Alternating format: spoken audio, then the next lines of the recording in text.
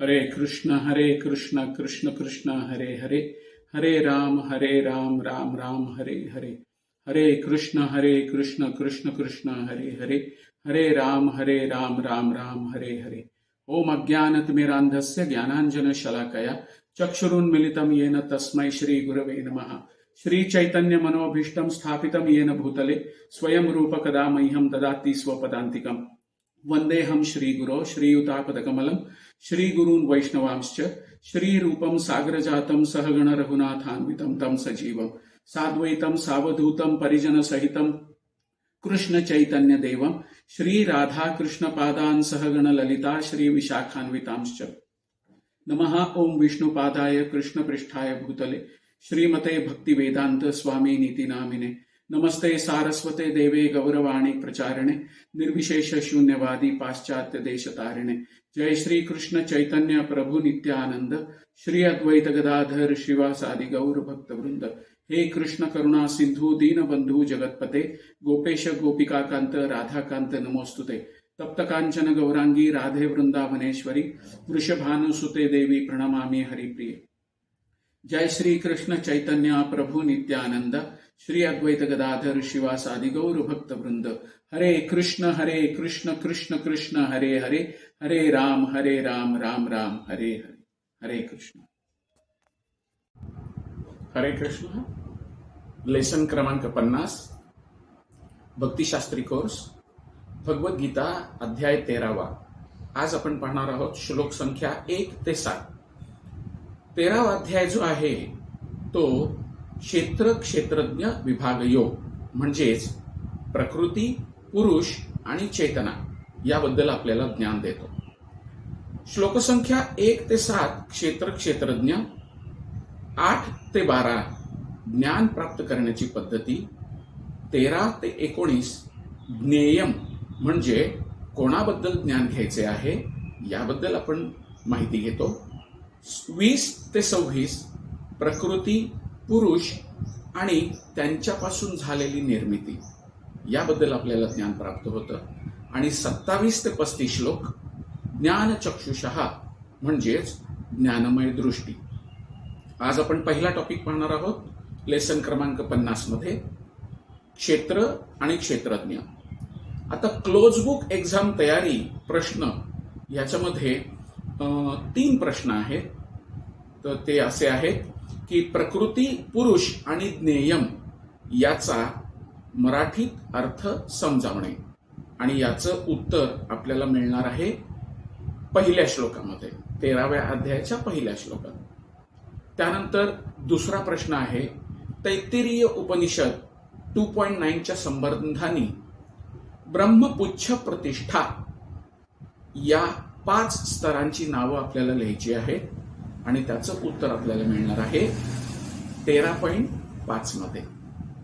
आणि तिसरा प्रश्न आहे भौतिक जगतातील 24 तत्वांची नावं आपल्याला लिहायची आहेत. 13व्या अध्यायातला 6वा आणि 7वा श्लोक यामध्ये आपल्याला ही भौतिक जगतातील 24 तत्वांची नावं मिळणार आहे. आणि आपल्या या लेसनमध्ये त्याची चर्चाही होणार आहे. त्यामुळे तुम्हाला या क्लोज बुक एक्झामच्या 3 प्रश्नांची उत्तरं इथेच मिळतील. त्यानंतर या धड्यामध्ये उपमा 13.3 मध्ये एक उपमा दिलेली आहे की एखाद्या नागरिकाला स्वतःच्या भूमीचे सर्व काही ज्ञान असू शकतं, परंतु राजाला ही उपमा या ठिकाणी आपल्याला पाठ करायची आहे. त्याचबरोबर पाठांतराचे श्लोक या धड्यामध्ये कोणतेही पाठांतराचे श्लोक नाही आहेत. त्यामुळे आपण आता लेसनला सुरुवात करूया. श्लोक क्रमांक 1 आणि 2 यामध्ये काय ज्ञान भगवंत आपल्याला देऊ इच्छितात त्याबद्दल आपण चर्चा करूया. अध्याय 13वा क्षेत्र क्षेत्रज्ञ विभाग योग प्रकृती, पुरुष आणि चेतना. अर्जुन उवाच प्रकृतीं पुरुषं चैव क्षेत्र क्षेत्रज्ञमेव च एतद् वेदितुमिच्छामि ज्ञानं ज्ञेयं च केशवः. श्री भगवानुवाच इदं शरीरं कौन्तेय क्षेत्रमित्यभिधीयते एतद्यो वेत्ति तं प्राहुः क्षेत्रज्ञ इति तद्विदः. अर्जुन म्हणाला, हे कृष्ण, मला प्रकृती, पुरुष, क्षेत्र, क्षेत्रज्ञ आणि ज्ञान व ज्ञेय याबद्दल जाणून घ्यायची इच्छा आहे. श्री भगवान म्हणाले, हे कौंतेय, या शरीराला क्षेत्र असे म्हटले जाते आणि जो या शरीराला जाणतो त्याला क्षेत्रज्ञ असं म्हटलं जातं. तर या ठिकाणी काही मुद्दे आहेत, त्याबद्दल आपण पाहूया.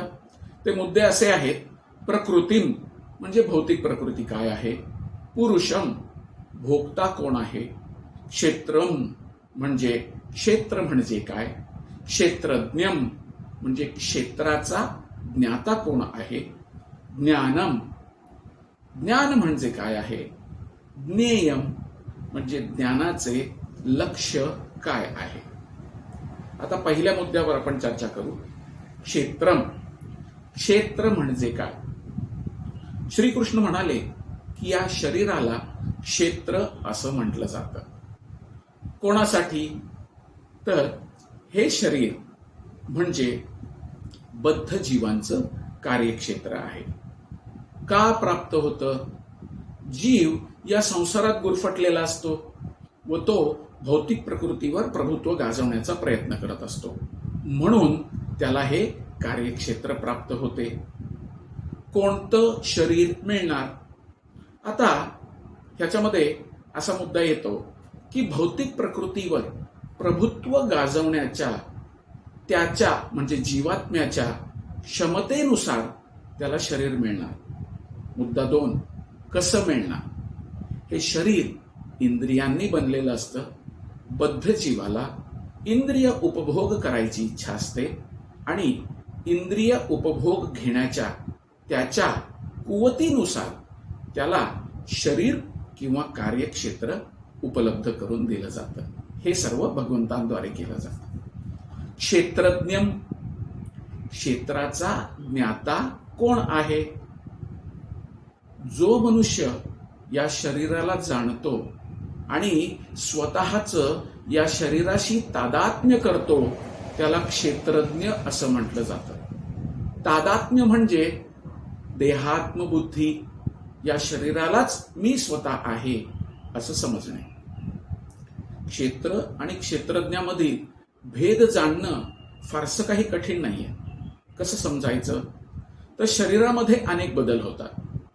कोणतीही व्यक्ती हे जाणू शकते की बालपणापासून ते वृद्ध काळापर्यंत शरीरामध्ये अनेक बदल झाले, पण व्यक्ती मात्र तीच राहिली.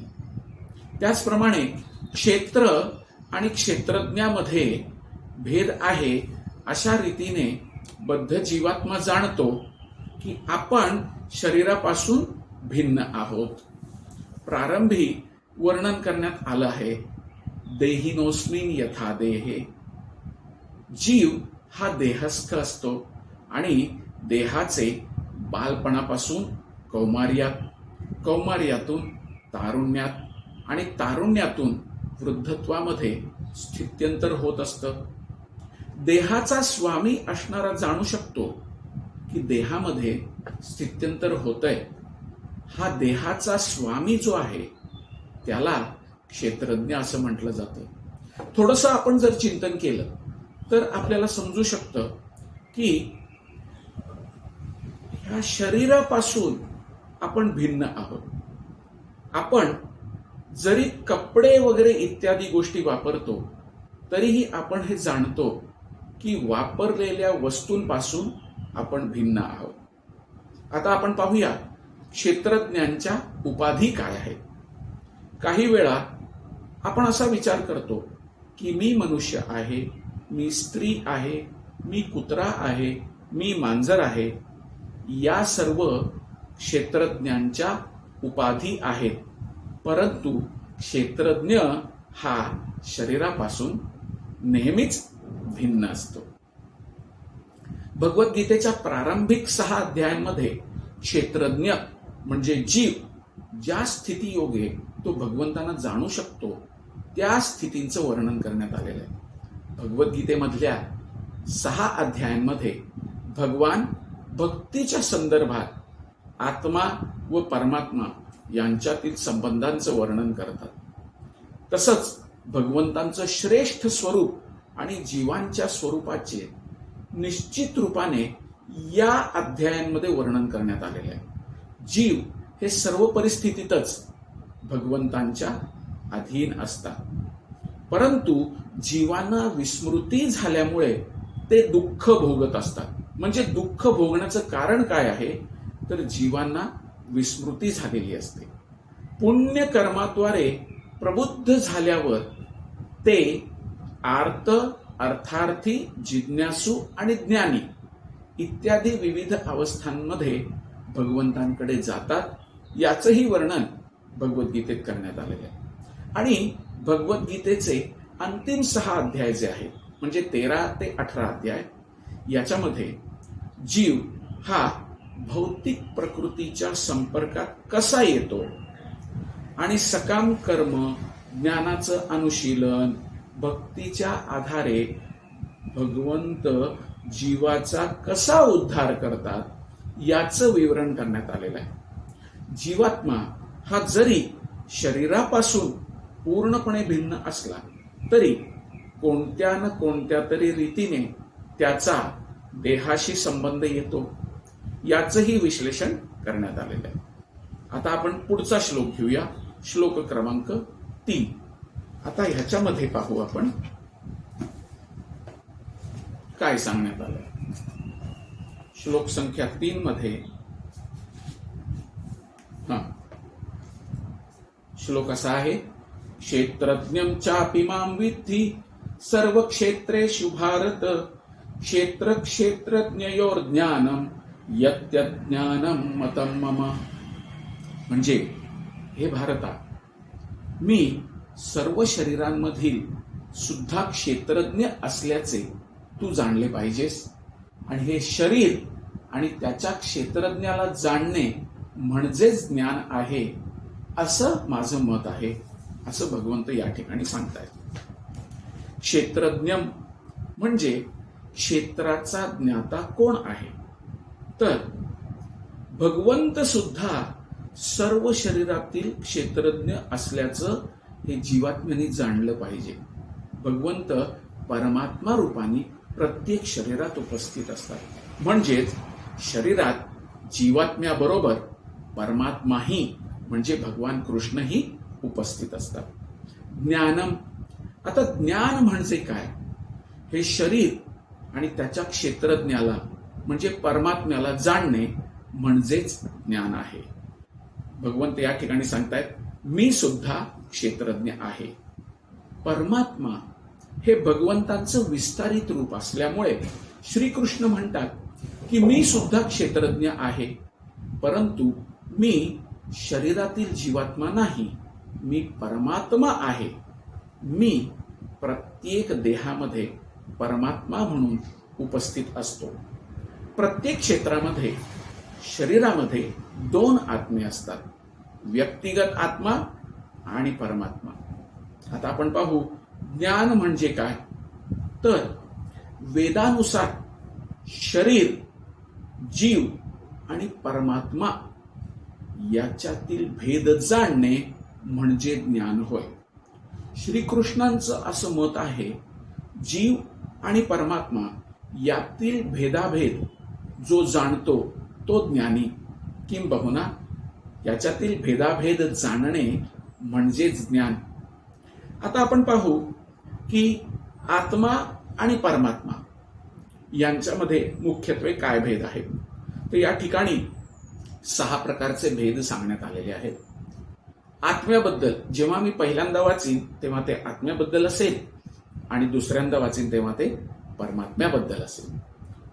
त्यामध्ये आपण समजूया की आत्मा, आता मुद्दा क्रमांक 1, केवळ शरीरापुरता मर्यादित आणि परमात्मा सर्व शरीरांचा ज्ञाता. मुद्दा क्रमांक 2, आत्मा केवळ एका शरीराचा मालक आहे, पण परमात्मा सर्व शरीरांचा मालक आहे. आत्मा हा मर्यादित नियंत्रक आहे, केवळ शरीरापुरताच. पण परमात्मा हा सर्वोच्च नियंत्रक आहे, सर्व शरीरांपुरता. आत्मा हा पतन होणारा, म्हणजे ज्याला संस्कृतमध्ये च्युत असं म्हटलं जातं. पण परमात्मा त्याचं पतन कधीही होत नाही, म्हणून त्याला अच्युत असं म्हटलं जातं. उपमा कशी द्यायची? नागरिक केवळ त्याच्या मालकीची जी जागा आहे त्याच्याबद्दल जाणतो, पण राजा त्याच्याकडे संपूर्ण जेवढं राज्य आहे आणि त्याच्यामध्ये जेवढ्या प्रॉपर्टीज आहेत त्या सर्वांबद्दल जाणतो. आत्मा हा गौण म्हणजे दुय्यम नियंत्रक आहे आणि परमात्मा म्हणजे मूळ श्रेष्ठ नियंत्रक आहे. तर हा झाला आत्मा आणि परमात्मा यांच्यातील फरक.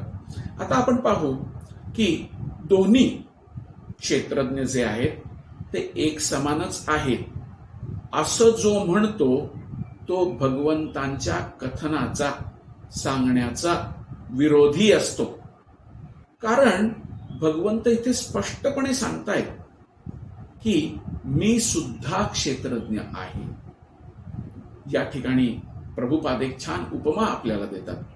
जो दोरीला साप समजतो तो खरा ज्ञानी असू शकत नाही.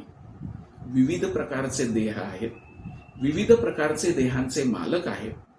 प्रत्येक जीवाला भौतिक प्रकृतीवर प्रभुत्व गाजवण्यासाठी स्वतःची अशी क्षमता असल्यामुळे निरनिराळे प्रकारची शरीरं उपस्थित आहेत. परंतु त्या सर्व शरीरामध्ये भगवंतही नियंत्रक म्हणून उपस्थित आहेत. हा शब्द जो आहे हा अतिशय महत्वपूर्ण आहे, कारण हा सर्व प्रकारची शरीरं दर्शवतो. मनुष्यानी प्रकृती, पुरुष आणि ईश्वर यांचं स्वरूप हे यथार्थ रूपात जाणणं खूप आवश्यक आहे. हे कसं जाणायचं? तर मनुष्यानी चित्रकार, चित्र आणि चित्र काढण्याची कला यांची अशी गोंधळ सरमिसळ कळायचं नाहीये. जर त्यांनी ती अशी सरमिसळ केली तर तो गोंधळून जाईल. म्हणून आपण समजून घ्यायचंय की भौतिक जगत अर्थात कार्यक्षेत्र म्हणजे प्रकृती आहे. प्रकृतीचा भोक्ता म्हणजे जीव आहे आणि या दोघांपेक्षाही श्रेष्ठ परम नियंत्रक पुरुषोत्तम भगवान हे परमात्मा आहे. तर हा तिसऱ्या अध्यायातनं आपल्याला संदेश प्राप्त होतो. आता आपण चौथा श्लोक पाहूया. चौथ्या श्लोकात भगवंत काय सांगू इच्छित आहे? तर चौथ्या श्लोकात आपण वाचूया.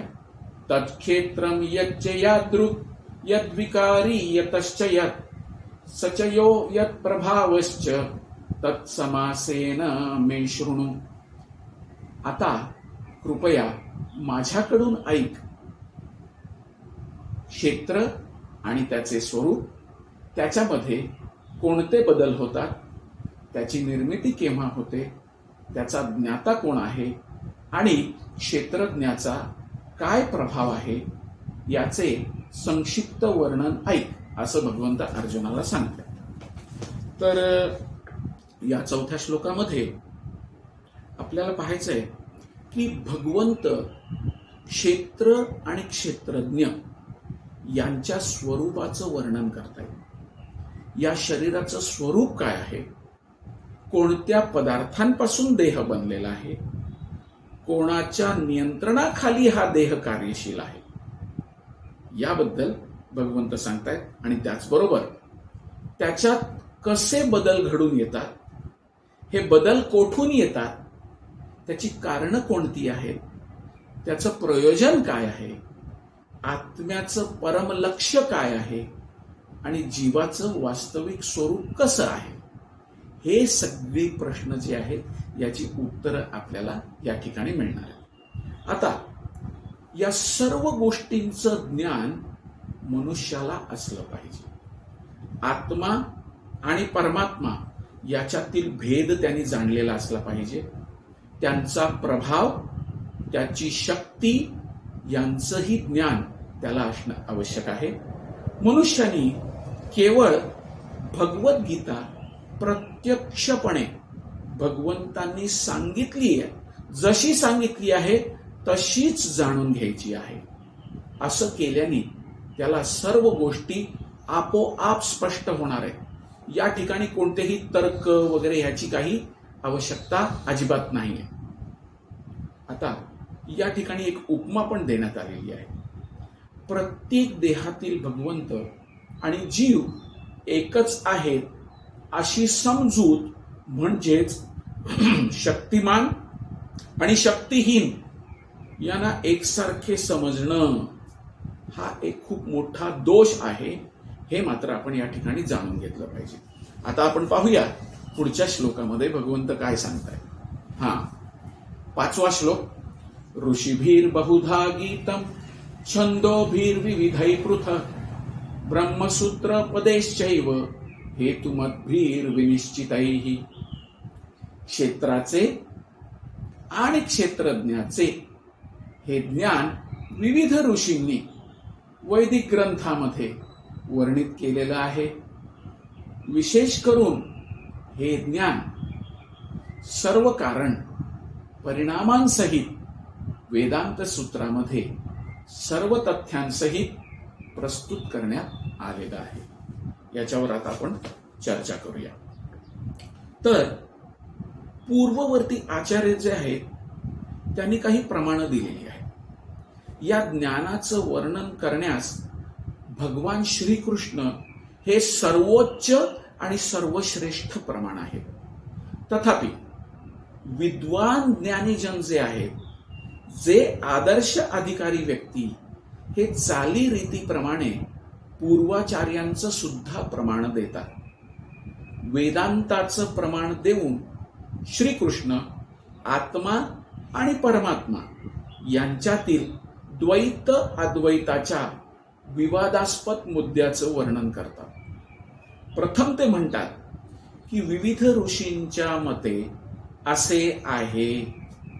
ऋषींबद्दल सांगायचं तर श्रीकृष्णांव्यतिरिक्त व्यासदेव हे वेदांत सूत्रांचे संकलक महान ऋषी आहेत आणि वेदांत सूत्रांमध्ये द्वंद्वाचं परिपूर्ण स्पष्टीकरण करण्यात आलेलं आहे. त्याचबरोबर व्यासदेवांचे जे पिता आहेत पराशर मुनी, हे सुद्धा एक महान ऋषी आहेत. ते आपल्या धर्मग्रंथांमध्ये म्हणतात, अहम त्वंच तथान्ये. आपण, तुम्ही, मी आणि इतर सारे जीव जरी भौतिक देहामध्ये बद्ध असलो तरीही आपण दिव्यच आहोत. आपल्या कर्मानुसार आपण भौतिक प्रकृतीच्या 3 गुणांनी प्रभावित झालेलो आहोत. म्हणून तर काही जण उन्नत अवस्थेत आहेत आणि काही जण खालच्या स्तरावर आहेत. चेतनेच्या अज्ञानामुळे अशा उच्च आणि निम्न अवस्था अस्तित्वात असतात आणि असंख्य जीवाद्वारे त्या व्यक्त होत असतात. परंतु परमात्मा हा अच्युत, त्रिगुणातीत आणि दिव्य आहे. त्याचप्रमाणे मूळ वेदांमध्येही, विशेष करून कठोपनिषद मध्ये आत्मा, परमात्मा आणि शरीरातील भेद दाखवण्यात आलेला आहे. अनेक महर्षींनी याचं विश्लेषण केलेलं आहे आणि पराशर मुनींना त्यामध्ये सर्व प्रमुख मानण्यात येतं. या ठिकाणी एक शब्द पाहिला आपण, छंदोभिही. हा शब्द जो आहे हा वैदिक ग्रंथ दर्शवतो. उदाहरणार्थ यजुर्वेदाचाच भाग असणाऱ्या तैत्तिरीय उपनिषद यामध्ये प्रकृती, जीव आणि भगवान यांचं विवरण करण्यात आलं. आता याच तैत्तिरीय उपनिषदातील 2ऱ्या अध्यायातल्या 9व्या श्लोकात सांगण्यात आलंय ब्रह्मपुच्छ प्रतिष्ठा. म्हणजे काय तर काही कोश असतात. 5 प्रकारचे कोश सांगण्यात आलेले आहेत. सर्वात पहिला कोश आहे अन्नमय. म्हणजे भगवंतांच्या शक्तीची एक प्रकट अवस्था अन्नमय या नावाने जाणली जाते. हे जाणणं म्हणजेच परमसत्याचा प्राकृतिक साक्षात्कार आहे. अन्न ही अनुभूतीची सर्वोच्च वस्तू आहे.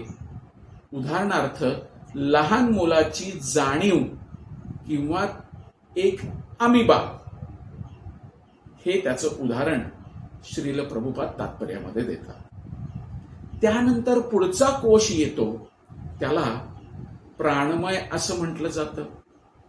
प्राणशक्ती मध्ये परम सत्याचा साक्षात्कार होऊ शकतो. सजीव लक्षण किंवा जीवन स्वरूपातील परम सत्याची जाणीव एक त्याचा जीव वाचवण्याचा प्रयत्न करतो. म्हणजेच काय प्राणमय स्तराची जाणीव. त्यानंतर येतं ज्ञानमय. म्हणजेच काय तर ज्ञानमय स्तरामध्ये अनुभूतीचा स्तर जो आहे तो प्राणशक्तीपासून ते चिंतन, संवेदन आणि संकल्पापर्यंत उन्नत होतो. विचार, भावना, इच्छा या बिंदूपर्यंतची जाणीव आपल्याला होते. त्याचबरोबर मन, बुद्धी, भावना यांच्या सूक्ष्म संवादाची तो प्रशंसा करू शकतो. त्याचबरोबर सौंदर्यशास्त्र इत्यादी वास्तविकतेची अंतिम वस्तू म्हणून तो जाणू शकतो. त्यानंतर पुढचा कोश येतो विज्ञानमय. ब्रह्मसाक्षात्कार हा त्या साक्षात्कारामध्ये जीवात्म्याला याची ज्ञान किंवा ही गोष्ट कळून येते की आपण आपल्या मन आणि प्राणापासून भिन्न आहोत. ज्यामध्ये जीवात्म्याचं मन आणि जीवन ही लक्षणं असतात. स्वतः जिवंत अस्तित्वापासून आपण वेगळे आहोत. सूक्ष्म शरीरासह क्रियाकलाप क्षेत्रापेक्षा स्वतःला तो वेगळं अनुभूती करायला लागतो. अशा प्रकारे आत्मा स्वतःच साक्षात्काराची अंतिम वस्तू बनतो. आणि यापुढे पुढचा कोश येतो आनंदमय. म्हणजे काय तर परमोच्च अवस्था म्हणजे आनंदमय. सर्व क्षेत्रांच्या पलीकडे परमेश्वर असतात आणि त्यांना आनंदमय असं म्हटलं जातं. तर सर्व आनंदमय निसर्गाच्या अनुभूतीचा जो सर्वोच्च टप्पा आहे तो हा टप्पा आहे. म्हणजेच स्वतः आणि परमात्मा याच्यातला भेद जाणतो आणि आनंदी प्रेमळ नातं याच्यामध्ये तो प्रवेश करतो. तर असे हे ब्रह्मपुच्छ प्रतिष्ठा याचे वेगवेगळे स्तर आपण या श्लोकात पाहिले. क्षेत्र आणि क्षेत्रज्ञाच्या ज्ञानाच्या संदर्भात या 5 कोशांचा संबंध येतो. क्षेत्रामध्ये हे समाविष्ट आहे. म्हणजे काय स्थूल शरीर आनंदमय आणि प्राणमय आणि सूक्ष्म शरीर हे ज्ञानमय अवस्थेत असतं. क्षेत्रज्ञानामध्ये हे समाविष्ट असतं वैयक्तिक आत्मा म्हणजे विज्ञानमय आणि परमात्मा म्हणजे आनंदमय. तर जीवात्मा पूर्णत्व कधी प्राप्त करतो तर वेदांत सूत्रामध्ये भगवंतांचं वर्णन आनंदमयोभ्यासात असं करण्यात आलेलं आहे. या दिव्य आनंदाचा अनुभव घेण्याकरता ते स्वतःचा विज्ञानमय, प्राणमय, ज्ञानमय आणि अन्नमय असा विस्तार करतात. क्षेत्रामध्ये जीवाला भोगता समजलं जातं आणि आनंदमय स्तर हा त्याच्यापासून भिन्न असतो. याचा अर्थ असा आहे की जर जीवात्म्याने आनंदमयामध्ये संलग्न होऊन आनंद प्राप्त केला तरच जीव पूर्णत्व प्राप्त करतो. हेच भगवंतांचं परमक्षेत्रज्ञ म्हणून आणि जीवाचं गौण क्षेत्रज्ञ म्हणून आणि क्षेत्र यांचं वास्तविक स्वरूप आहे.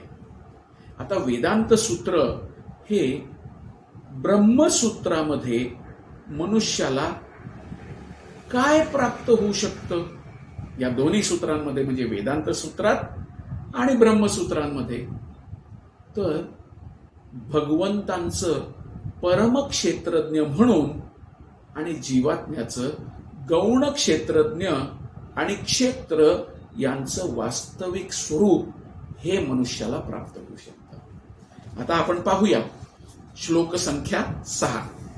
6व्या श्लोकामध्ये भगवंत काय सांगू इच्छित आहेत. हा 6वा आणि 7वा श्लोक आपण एकत्र घेणार आहोत. तर याच्यामध्ये क्षेत्रज्ञ यांचं संक्षिप्त वर्णन करण्यात आलेलं आहे. वाचूया आपण. महाभूतान्य अहंकारो बुद्धिर अव्यक्तमेव च इंद्रियाणि दशैकं च पंचचेंद्रिय गोचराः इच्छा द्वेष सुखं दुःखं संघातश्चेतना धृतिः एतत् क्षेत्रं समासेन सविकार मुदावृतम्. पंचमहाभूत, मिथ्या अहंकार, बुद्धी, अव्यक्त, 10 इंद्रिय, मन, 5 इंद्रिय विषय, इच्छा, द्वेष, सुख, दुःख, समूह, चेतना, धैर्य या सर्वांना त्यांच्या विकारांसहित संक्षेपाने क्षेत्र असं म्हटलं जातं. तर आपल्याला या श्लोकातून, या 2 श्लोकातून विस्तृत अशी माहिती या संपूर्ण भौतिक जगताबद्दल मिळते. याच्यामध्ये काय सांगितलंय तर पंचमहाभूत, पृथ्वी, आप, तेज, वायू आणि आकाश, ह्या गोष्टी ज्या आहेत ह्या म्हणजे पंचमहाभूत. आणि ह्या पंचमहाभूतांमध्ये ज्या काही गोष्टी येतात त्या मिथ्या अहंकाराचं स्थूल प्रतीक आहे. त्यानंतर येतात 5 ज्ञानेंद्रिय, नेत्र, कान, नाक, जिव्हा आणि त्वचा, या गोष्टी 5 ज्ञानेंद्रियामध्ये येतात. यानंतर येतात 5 कर्मेंद्रिय, वाणी, पाय, हात, उपस्थ आणि गुदा. त्यानंतर येतात 5 इंद्रिय विषय, शब्द, स्पर्श, रूप, रस आणि गंध. यानंतर येतात 3 सूक्ष्म शरीर. तर ही सूक्ष्म शरीर म्हणजे मन, बुद्धी आणि अहंकार. आता चेतना आणि ध्वनीद्वारे प्रतीत होणारी ही जीवनाची लक्षणं आहेत. सूक्ष्म शरीर म्हणजे ही कशी प्रतीत होतात? चेतना आणि ध्वनीद्वारे.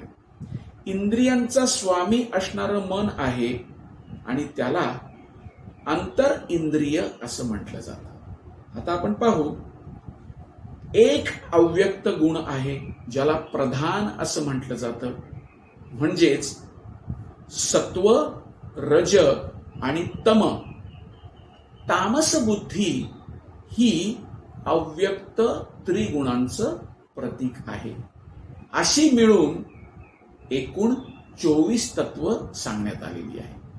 आता आपण पाहू विकार म्हणजे काय आहे. इच्छा, द्वेष, सुख आणि दुःख हे स्थूल शरीरातील पंचमहाभूतांचं प्रतीक असणारे विकार आहेत। शरीर हे या सर्व घटकांचं प्रतीक आहे। या शरीरामध्ये 6 प्रकारची स्थित्यंतर होतात: उत्पत्ती, विकास, स्थिती, प्रजनन, क्षय आणि विनाश। क्षेत्र हे अनित्य प्राकृतिक वस्तू आहे आणि या क्षेत्राचा स्वामी क्षेत्रज्ञ हा यापासून भिन्न आहे। तर अशा पद्धतीने हा 50वा जो लेसन आहे तो आपला संपन्न झाला। धन्यवाद। Thank you very much. ग्रंथराज श्रीमद भगवद गीता की जय। श्रील प्रभुपाद की जय। निताय गौर प्रेमानंदे। हरि हरि बोल। Thank you very much. हरे कृष्णा।